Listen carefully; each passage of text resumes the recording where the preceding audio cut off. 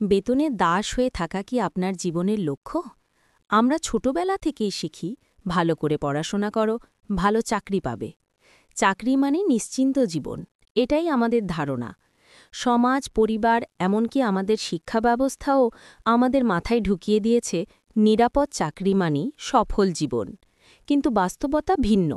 অনেকেই সারা জীবন চাকরির বেতনের ওপর নির্ভর করেই জীবন চালিয়ে যায়। 1 মাসের বেতন দেরি হলেই জীবন থমকে যায়, টেনশনের পাহাড় এসে নামে। স্বপ্নপূরণ তো দূরের কথা, সাধারণ দৈনন্দিন জীবন চালানোই কঠিন হয়ে পড়ে। এই জীবন কি সত্যি সেই স্বাধীনতার প্রতিচ্ছবি যা আমরা চেয়েছিলাম, নাকি আমরা অজান্তেই এক ধরনের দাসত্বে বন্দী হয়ে গেছি? চাকরি করা খারাপ কিছু নয়, বরং এটা অনেকের জন্য প্রয়োজনীয় ও সম্মানজনক পেশা।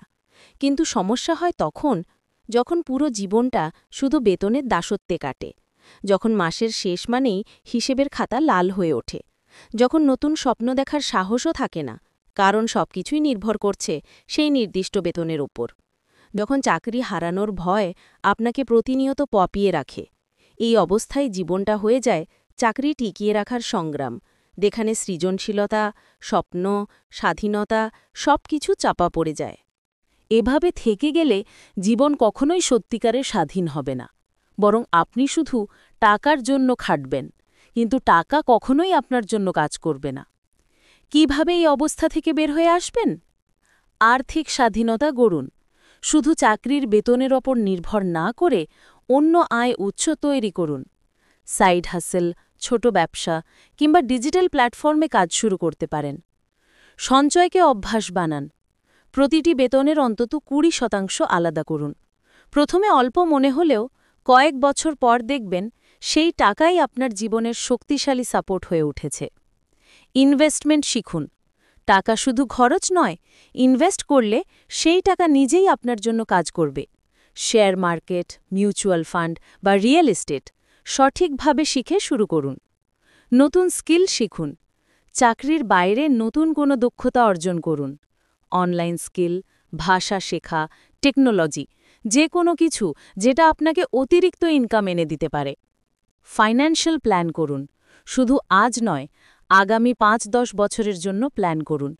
কোথায় কত খরচ করবেন, কতটা সেভ করবেন, কোথায় ইনভেস্ট করবেন, এই রোডম্যাপ ছাড়া এগোনো মানে আবারও একই জায়গায় আটকে পড়া। বেতন আপনার জীবনের নিরাপত্তা দিতে পারে, কিন্তু স্বাধীনতা নয়। যদি শুধু চাকরির দাস হয়ে থাকেন, তবে হয়তো বেঁচে থাকবেন, কিন্তু বাঁচার স্বাদ কখনোই পাবেন না। সফলতা মানে কেবল টিকে থাকা নয়, বরং নিজের মতো করে জীবন উপভোগ করা। আমাদের লক্ষ্য হওয়া উচিত এমন একটি জীবন তৈরি করা যেখানে চাকরির পাশাপাশি টাকা নিজেও আমাদের জন্য কাজ করবে, যেখানে ভয় নয়, বরং আত্মবিশ্বাস আমাদের পথ দেখাবে।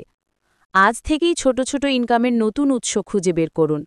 হয়তো প্রথমে খুব সামান্য আয় হবে, কিন্তু সময়ের সাথে সাথে সেটাই আপনার শক্তি হয়ে দাঁড়াবে। নিজের লাইফস্টাইলকে বেতনের সাথে বেঁধে রাখবেন না। যত ইনকাম বাড়বে, খরচও বাড়াতে থাকবেন না, বরং সেভিংস ও ইনভেস্টমেন্ট বাড়ান। নিয়মিত আর্থিক শিক্ষা নিন, যাতে বুঝতে পারেন টাকার সঠিক ব্যবহার কোথায়। মনে রাখবেন, চাকরি টিকে থাকার জন্য, কিন্তু আর্থিক স্বাধীনতা জীবন উপভোগ করার জন্য। আপনি যদি চান জীবনটাকে সত্যিকার অর্থে উপভোগ করতে, তাহলে আজই শুরু করুন নিজেকে শুধু বেতনের দাস থেকে আর্থিকভাবে স্বাধীন মানুষ বানানোর যাত্রা।